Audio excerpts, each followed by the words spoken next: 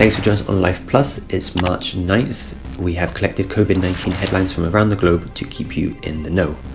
According to worldometers.com, the current case count stands at 109,969, deaths 3,827, recovered cases 62,240. Here are 10 of the latest headlines. 12 new COVID-19 cases detected in Singapore, with a total now at 150.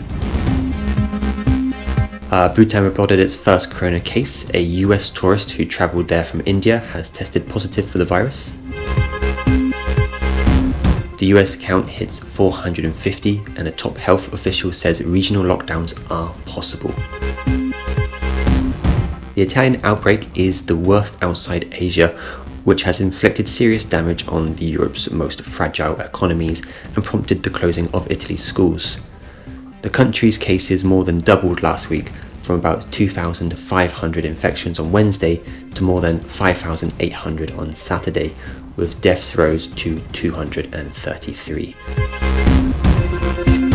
10 people died in the collapse of a hotel that was being used as a quarantine facility in Quanzhou, a city in China's southern Fujian province. Saudi Arabia cut off access on Sunday to Shiite Muslim towns and villages in the east of the kingdom, cordoning off an area in Qatif Governorate in an attempt to contain the outbreak. All 11 of the country's confirmed corona cases have occurred in Qatif, the centre of Saudi Arabia's Shiite population. In New York, health officials announced 2 residents who have been confirmed to have the coronavirus potentially exposed others to the disease from February 28th to March 2nd in Rockland County.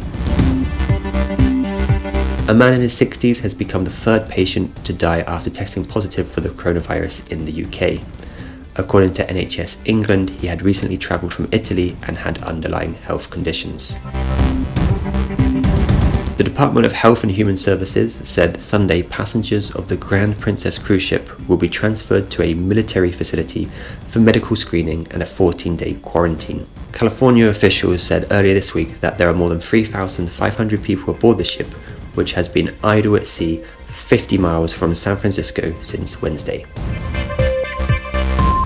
The US Army said it has decided to restrict travel to and from Italy and South Korea due to coronavirus outbreaks, and will also prohibit foreign troops from participating in US exercises, exchanges, and visits in the most affected nations. That's everything from today. If you have any questions, please leave them in the comments and we'll do our best to answer them.